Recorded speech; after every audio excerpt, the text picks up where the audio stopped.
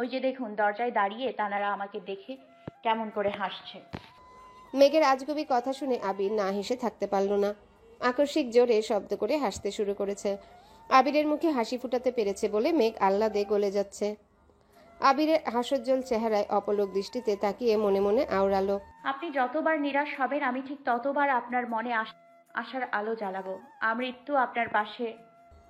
আবেগে আপ্লুত মেঘের রঙিন ধৃষ্টতার অন্ধকার মুহূর্তেই সরে গেছে। রং বেরঙের স্বপ্নে সেজে উঠেছে মনের আঙিনা। আবিরের নজর মেঘের দিকে পড়তে জিভ দিয়ে ঠোঁট ভিজিয়ে ভ্রু নাচালো।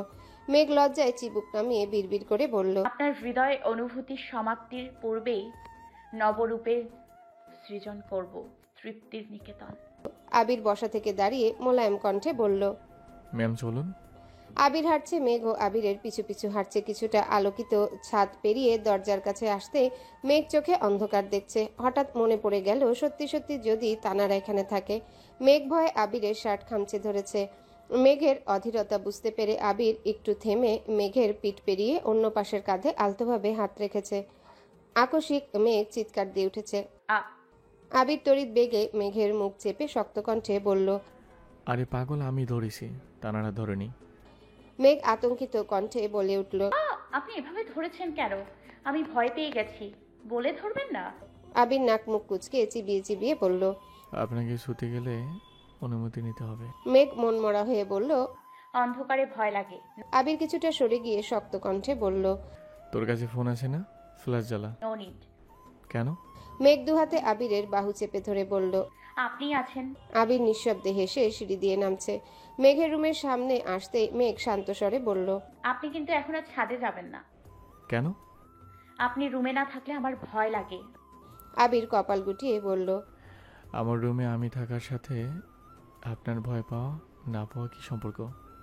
মেঘ সাফাই দেওয়ার স্বরে বিড়বিড় করে বলল, মনকে সান্ত্বনা দেওয়ার জন্য পাশের রুমে মানুষ থাকা আবশ্যক। আপনার রুম ফাঁকা থাকলে তানারা আমাকে ভয় দেখানোর সুযোগ পেয়ে যাবে। আবির নিঃশব্দে হেসে বলল। এত বছর যে আমার রুম ফাঁকা ছিল, তখন মনকে কিভাবে সান্ত্বনা দিতেন? মেঘ একরাশ বিরক্তি নিয়ে বলে উঠল, আপনি এত কথা বলেন কেন? ছাদে যেতে বারণ করেছি মানে যাবেন না।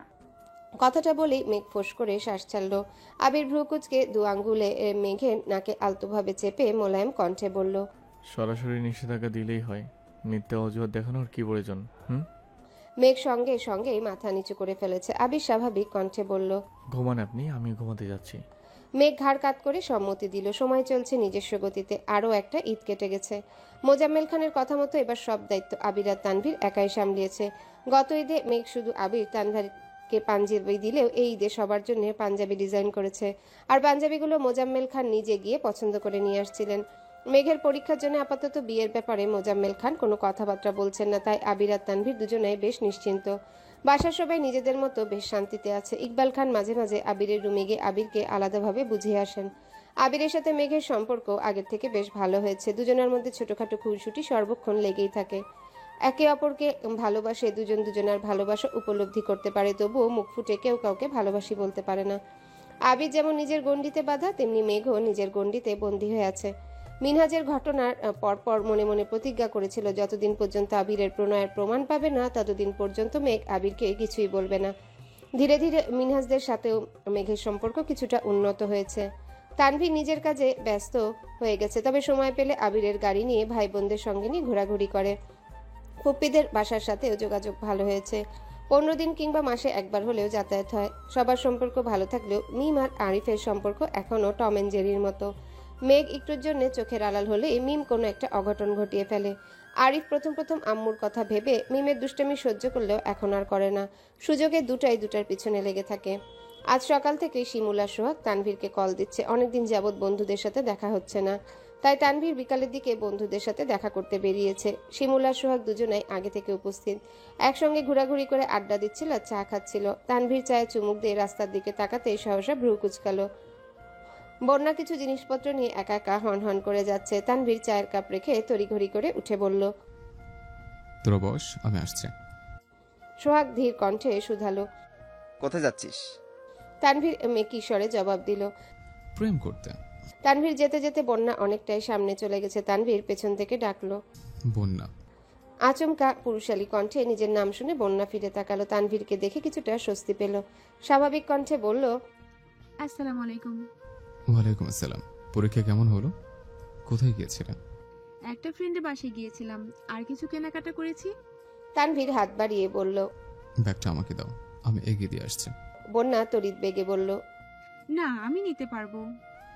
বিশ্বাস রাখতে পারো, তোমার ব্যাগ নিয়ে পালাবো না আমি। বন্যা ভ্রু কুচকে গম্ভীর কণ্ঠে বলল, আমি কি একবারও বলেছি আপনি পালাবেন? তাহলে ব্যাগটা দাও। ব্যাগ নিতে গিয়ে বন্যার হাতে তানভীরের হাত লাগতেই বন্যা তৎক্ষণাৎ ব্যাগ ছেড়ে হাত সরিয়ে ফেলেছে। তানভীরের তপ্ত স্পর্শ অনুভব হতেই বন্যার বুক কেঁপে উঠছে। তানভীর ব্যাগ ধরে বিস্ময় সমেত তাকিয়ে প্রশ্ন করল, কোনো সমস্যা? না। তানভীরকে কে বুঝাবে? বন্যার কাছে তানভীর মানুষটাই সমস্যা। বন্যা যতটা সম্ভব তানভীরের থেকে নিজেকে গুটিয়ে রাখে, তবুও ততটা পারে না। কোনো না কোনোভাবে মানুষটার সাথে দেখা হয়েই যায়। বন্যা স্বাভাবিক কণ্ঠে বলল, আপনি এখানে কেন এসেছিলেন? বন্ধুরা দেখা করার জন্য বারবার কল দিচ্ছিল, তাই আসছে। এখানে চলে আসছেন যে? বন্ধুরা খুঁজবে না? আমাকে ব্যাগটা দিয়ে বন্ধুদের কাছে যান, আমি নিতে পারবো। এত কথা বলো কেন তুমি? আমি সাথে যাচ্ছি, এটা ভালো লাগছে না? তানভীরের ধমকে বন্যা কিছুটা কেঁপে উঠল। তানভীর সহসা কৌতুক স্বরে বলল, আরে মজা করছিলাম, চলো তোমাকে এক কাপ চা খাইয়ে রিক্সা উঠিয়ে দিচ্ছে। বন্যা নাক কুচকে বলল। চা খাবো না, ধন্যবাদ। তানভীর শব্দ করে হেসে বলল, আমি তো জানতাম তোমার চা খুব পছন্দ, এখন আমি বলছি বলে যাবে না? বন্যা কিছুটা উদ্বেল কণ্ঠে শুধালো, আপনাকে কে বলেছে? মেঘ? সেটা তুমি জেনে কি করবা? খাবে কিনা বলো? বন্যা আস্তে করে বলল। ঠিক আছে। অনেকটা সামনে এগিয়ে রাস্তার পাশে একটা চায়ের দোকানে দুজনেই চা খেতে দাঁড়িয়েছে। আশেপাশে তেমন মানুষজন নেই। চায়ের দোকানে 4-5 জন লোক চা খাচ্ছে, যার মধ্যে দুজন সিগারেট টানছে। বন্যা গোল গোল চোখে সেই লোকদের দিকে তাকিয়ে আছে। তাদের হাবভাব দেখে বন্যার ভ্রুযুগল আরো কুঁচকে আসে। তানভীর সে দৃশ্য দেখে বলল, তুমি বরং এই পাশে দাঁড়াও, তাহলে ধোয়া আসবে না। বন্যা অতর্কিতে তানভীরের পানে তাকালো। কিছু একটা জিজ্ঞাসা করতে গিয়েও থেমে গেল। তানভীর তপ্ত স্বরে বলল। কিছু বলবে? বন্যা এপাশ ওপাশ মাথা নেড়ে না করলো। তানভীর পুনরায় প্রশ্ন করলো, তুমি কি কোনো কারণে আপসেট? বন্যা চোখ তুলে তাকালো, তবে কিছু বলল না। বন্যা রাস্তার দিকে মুখ করে দাঁড়ানো, আর তানভীর রাস্তার পাশে। এদিকে সচরাচর গাড়ি চলাচল করে না, হঠাৎ দু একটা গাড়ি আসে।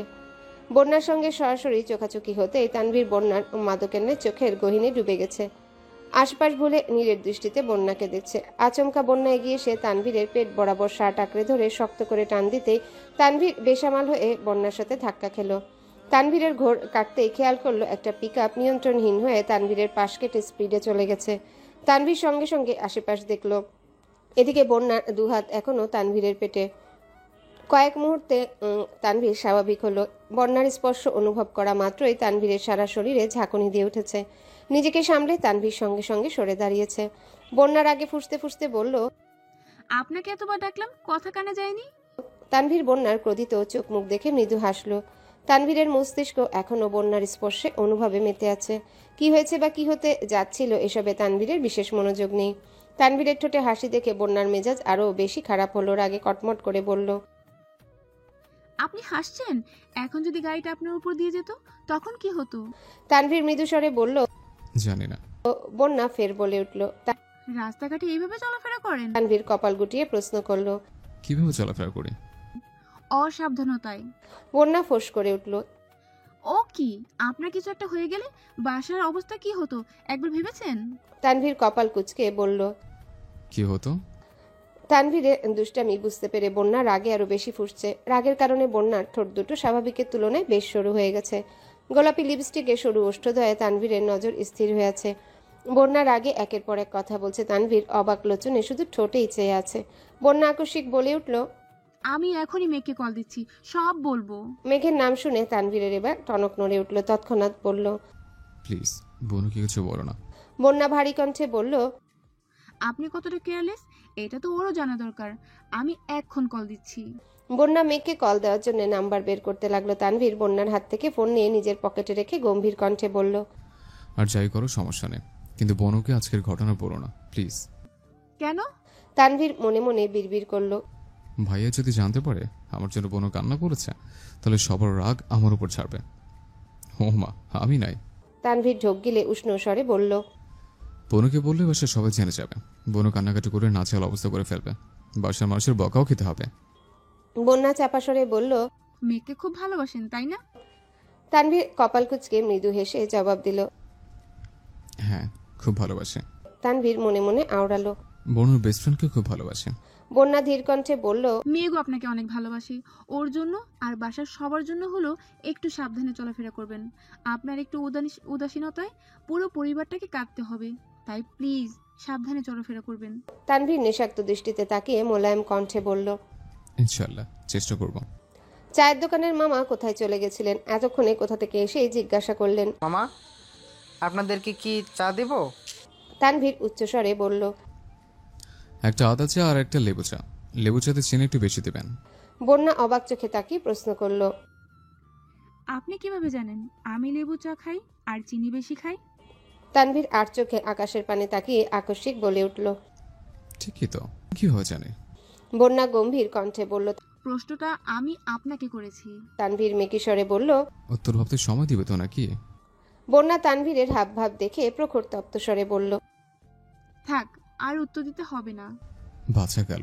বন্যা সূক্ষ্ম নেত্রে তাকালো। ততক্ষণে তানভীর চা আনতে চলে গেছে।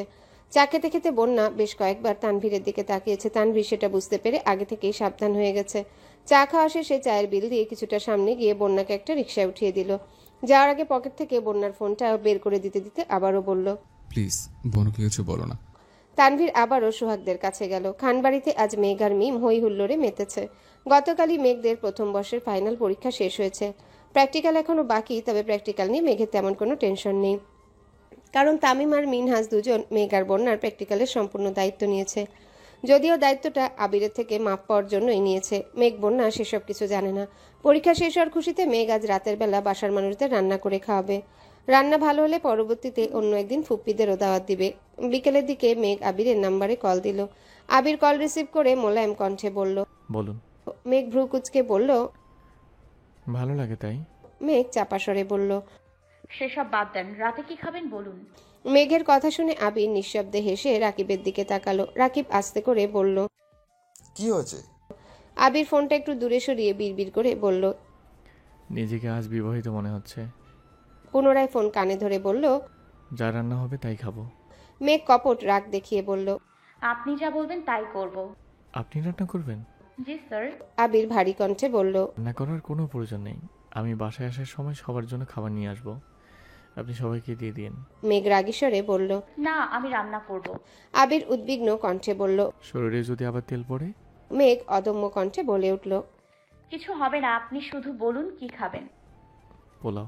আচ্ছা ঠিক আছে, সাবধানে আসবেন। আল্লাহ হাফেজ। আল্লাহ হাফেজ। কল কাটতে রাকিব বলল। আমি একটা বিষয় সব সময় খেয়াল করি, তুই মেঘকে রান্না করতে দিতেই চাস না। সমস্যা কি তোর? তোর বউ কালো হয়ে যাবে এই ভয়ে রান্নাঘরে ঢুকতে দাস না। আবির গুরুভার কণ্ঠে বলল। ও আমার মানে সম্পূর্ণই আমার। ফর্সা হলেও আমার, আর কালো হলেও আমারই থাকবে। ও সবটাই আমার।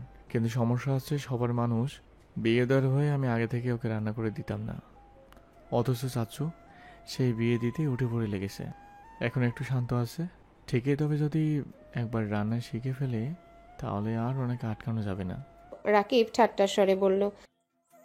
ভালোই হবে, মেঘের বিয়েতে আবির দিওয়ানা, বাবুর বাবা হতে গিয়ে হয়ে যাবে মামা। আবির অগ্নিদৃষ্টিতে তাকে রাগান্বিত কণ্ঠে বলল। নিজের মুখটা বন্ধ রাখ শালা, নয়তো তোর মাথা ফাটিয়ে আমি চলে যাব এখান থেকে। রাকিব মৃদু স্বরে বলল। আমি কি তোর শালা? তুই শালা না হলে তোর কর্মকাণ্ডগুলো শালার মতোই। বলেও যদি উল্টাপাল্টা কথা বলিস তাহলে তোর খবর আছে। রাকিব হাসতে হাসতে বলল। আমি ভাবছি মেঘের বিয়েতে। আবির কপাল কুঁচকে রক্তাভ চোখে তাকাতে রাকিব থতমত খেয়ে বলল। তোর আর মেঘের বিয়ের কথা বলছি আমি। কিছু বলতে হবে না, আমি বাসায় চলে যাচ্ছি, তুই সামলে নিস। আচ্ছা। আবির মাগরিবের নামাজের কিছুক্ষণ পর বাসায় আসছে। রাকিব হাসতে হাসতে বলল। আবির কপাল কুঁচকে রক্তাভ চোখে তাকাতে রাকিব থতমত খেয়ে বলল। আবির মাগরিবের নামাজের কিছুক্ষণ পর বাসায় আসছে। রান্নাঘরে মেঘ আর মিম রান্না করছে। বাড়ির তিন কর্ত্রী সোফায় বসে চা খাচ্ছেন আর গল্প করছেন। আবির বাসায় ঢুকে এই দৃশ্য দেখে ভ্রু কুচকালো। কিছু বলতে গিয়েও বলল না। নিজের রুমে গিয়ে ফ্রেশ হয়ে কিছুক্ষণ পর নিচে আসছে। আবিরকে দেখে মালিয়া খান বললেন। কি রে আবির, কফি করে দিব? না হলে তোরা গল্প কর, আমি করছি। তুই রান্নাঘরে যাবি? আবির গম্ভীর কণ্ঠে বলল। কেন? রান্নাঘরে যাও কি বারণ? আজকের জন্য বারণ। মেঘ ফোন দিয়ে রান্না করতে গেছে। আমাদের আশেপাশের ভিড়তেও নিষেধ করেছে। দেখ তোকে অনুমতি দেয় কিনা। আবির রান্নাঘরে কাছে যেতে মেঘ চেঁচিয়ে উঠল। আপনি রান্নাঘরে আসবেন না? কেন? আপনার কি লাগবে বলুন, আজ রান্নাঘরের দায়িত্ব আমার। আবির উষ্ণ স্বরে বলল। আর তোকে দেখে রাখার দায়িত্ব আমার। আবিরের কথা শুনে মেঘের থেকেও বেশি মিম লজ্জা পেয়েছে। দুজন প্রেমিক প্রেমিকার মাঝে তৃতীয় পক্ষ হিসেবে থাকতে চায় না সে, তাই মাথা নিচু করে চুপচাপ বেরিয়ে যাচ্ছে। আবির রাগী স্বরে বলল। তুই কোথায় যাচ্ছিস? মিম আস্তে করে বলল। রেস্ট নিয়ে আসতেছি। আবির গ্যাসে গরম পানি বসিয়ে মেঘের রান্নাগুলো চেক করছে। পোলাও, ডিম ভুনা ছাড়াও আরও 2-3 আইটেম অলরেডি করে ফেলেছে। রান্নাঘরে একপাশে রান্নার ভিডিও চলছে। আবির সবগুলো একটু একটু করে টেস্ট করছে আদৌ খাওয়ার যোগ্য হয়েছে কিনা বোঝার জন্যে। মেঘকে রান্না করতে দিতে চায় না ঠিকই, কিন্তু রান্না করার পর সেই রান্না কেউ মুখে তুলতে না পারলে এটাও আবিরের জন্য অপমানজনক বিষয়। সবগুলো চেক করে আবির টুকটাক বলে দিচ্ছে। পরিশেষে পোলাও মুখে দিয়ে আবির থা হয়ে গেছে। মেঘও আহম্মকের মতো আবিরকে দেখছে। আবির কোনো রকমে গিলে ধীর কণ্ঠে শুধালো। লবণ দিসনি? না। কেন? রেসিপিতে তারা লবণ দেয়নি? দিয়েছিল। তাহলে তুই দেসনি কেন? মেঘ উত্তর না দিয়ে উল্টো প্রশ্ন করলো। ভাতে কেউ লবণ দেয়? মেঘের কথা শুনে আবির বেকুব বনে গেল। এমন সময় আলী আহমদ খান আর মোজাম্মেল খান বাসায় আসছেন। আবির তাড়াতাড়ি কফি করে রান্নাঘর থেকে বেরিয়ে এসে মালিয়া খানকে ইশারায় রান্নাঘরে যেতে বলল। মালিয়া খান গেলেও মেঘের জেদের কারণে তিনি বিশেষ কোনো সাহায্য করতে পারেনি। ঘণ্টাখানেক পর সবাই খাবার টেবিলে বসেছে। মেঘ আজ নিজে হাতে সবাইকে খেতে দিচ্ছে। মালিয়া খান দাঁড়িয়ে দাঁড়িয়ে বলে দিচ্ছেন কোনটাতে লবণ কম হয়েছে, কোনটাতে বেশি হয়েছে। আবির আর তানভীর মিটিমিটি হাসছে। মোজাম্মেল খানের নজরে পড়তেই ফোঁস করে উঠলেন। তোমার এত হাসাহাসি করো না, তোমরা যাও, এতগুলো আইটেম রান্না করে নিয়ে আসো, তারপর দেখি কেমন হয়। তানভীর ঠোঁট বেঁকিয়ে বলল। আমরা সেজন্য হাসছি না, আপনি যে অবস্থায় বোনকে বিয়ে দেওয়ার কথা ভাবেন তার জন্য হাসছে। মোজাম্মেল খান গুরুগম্ভীর কণ্ঠে বলে উঠলেন। এমন বাড়িতেও মেয়ে বিয়ে দিব যেখানে আমার মেয়েকে রাধুনী নয় রাজরানী হয়ে থাকবে। তানভীর মাথা নিচু করে মনে মনে আওড়ালো। আর সেটা এই খান বাড়ি, এখানে আমার বোন রাজরানী হয়ে থাকবে, অথচ আপনি বুঝতে পারছেন না। রাত 10টার পরে মেঘ আবার রান্না করতে গেছে। এবার আর কোনো রেসিপি চেষ্টা করেনি। সবার জন্য নুডলস রান্না করে মিম তানভীরকে রুমে দিয়ে কিছুটা আবিরের জন্য নিয়ে গেছে, আর বাকিটা বাসার সবার জন্য রেখে গেছে। মেঘ দরজায় দাঁড়িয়ে আস্তে করে বলল। আসবো? আবির ওয়ার্ড্রপে জামা কাপড় রাখছিল। ঘাড় ঘুরিয়ে মেঘের অন্ধকারাচ্ছন্ন চেহারা দেখে থমকে দাঁড়ালো। হতবাক হয়ে জিজ্ঞাসা করল। কি হয়েছে? মেঘ চিবুক নামিয়ে মৃদুস্বরে বলল। আমার রান্না ভালো হয়নি, হয়তো পেট ভরেনি, তাই নুডলস নিয়ে আসছি। আবির মৃদু হেসে বলল। বিষ নিহিত যেন আমরা প্রতিনিয়ত কত কি খাচ্ছি, সেখানে আবার লবণ কম, মশলা বেশি, খাবারের এমন আর কি। মেঘ কাঁদো কাঁদো মুখ করে বলল। আমি কিছুই ঠিক মতো পারি না। কোমল কণ্ঠে ডাকলো। ম্যাম। মেঘ আস্তে করে বলল। আপনাকে আগেও বলেছি, আজও আবার বলছি, রান্না বিষয় নিয়ে বলেও মন খারাপ করবেন না। পৃথিবীতে কেউ পারফেক্ট হয় না। মেনে নেওয়া আর মানিয়ে নেওয়ার মধ্যে দিয়ে সারা জীবন কাটাতে হয়। মেঘ মুখ ফুলিয়ে আবিরের দিকে তাকিয়ে আছে। আবির আবারও বলল। আপনার জন্য 2টো শার্ট রেখেছিলাম, দেয়া হয়নি। আর পুরাতন শার্ট নেবেন নাকি নতুন নেবেন, কিনে দেব? আবির ইস্ত্রি করা 2টা শার্ট বের করে মেঘের দিকে এগিয়ে দিল। একটা সাদা আর একটা কফি কালার। মেঘ শার্ট 2টা দেখে সহসা আবিরের দিকে তাকালো। আবিরের পরনেও শুভ্র রঙের একটা শার্ট। মেঘ মনে মনে সাহস অর্জন করে হঠাৎ বলে ফেলল। পুরাতনই নিব, কিন্তু আমি এই সাদা শার্ট নিব না, আপনার পরনেরটা নিব। আবির স্বাভাবিক ভঙ্গিতে বলল। আচ্ছা, এই 2টা আপাতত নিয়ে যান, কালকে একটা ধুয়ে তারপর দিয়ে আসবো। শার্ট আমি ধুতে পারবো, দিলে এক্ষুনি দেন, নয়তো লাগবে না। মেঘ শ্বাস ছেড়ে নিরেট কণ্ঠে বলল। আবির সঙ্গে সঙ্গে শার্ট খুলে একটা টি শার্ট পরে সাদা শার্ট মেঘকে দিয়ে দিল। মেঘ 3টা শার্ট নিয়ে যেতে যেতে বলল। নুডলসটা খেয়ে নিন। রুমে এসেই দরজা বন্ধ করে আবিরের পরনে সাদা শার্টটা মেঘ জামার উপর দিয়ে পরে নিয়েছে। শার্ট লম্বায় হাঁটুর কিছুটা উপর পর্যন্ত পৌঁছেছে, তবে সেসবে মেঘের মনোযোগ নেই। মেঘ চোখ বন্ধ করে আপন মনে আবিরের গায়ের গন্ধ উপলব্ধি করছে। কল্পনাতে আবিরকে নিয়ে শতাব্দী পেরিয়ে যাচ্ছে। অজানা অনুভূতি মেঘের মনকে আষ্টে পৃষ্ঠে জড়িয়ে নিয়েছে। মেঘ পুরো ঘরে ছুটাছুটি করে ড্রেসিং টেবিলের সামনে গিয়ে দাঁড়ালো। লজ্জায় মেঘের নাক মুখ লাল হয়ে যাচ্ছে, বারবার হাত দিয়ে মুখ ঢাকছে, আবার আঙ্গুল ফাঁকা করে নিজেকে দেখছে। আকস্মিক আবির ভাইয়ের মতো হাতা ফোল্ড করতে শুরু করলো। আবিরের মতো সুন্দর না হলেও মেঘ সেভাবেই কোমরে হাত রেখে ফ্যাশন করছে। একটু পর পর শার্টের গন্ধ শুকছে। প্রায় 20 মিনিট পর মেঘ বিছানায় শুয়ে দু চোখ বন্ধ করে দীর্ঘ নিঃশ্বাস ছাড়লো। হ্যালো বন্ধুরা, পরবর্তী পার্ট খুব তাড়াতাড়ি আসবে, তো সবাই অপেক্ষায় থাকো। আর চ্যানেলটি যারা এখনো সাবস্ক্রাইব করোনি তারা পরবর্তী পার্ট দেখার জন্য চ্যানেলটি সাবস্ক্রাইব করে রেখো। ধন্যবাদ সবাইকে, আমাদের সাথেই থেকো।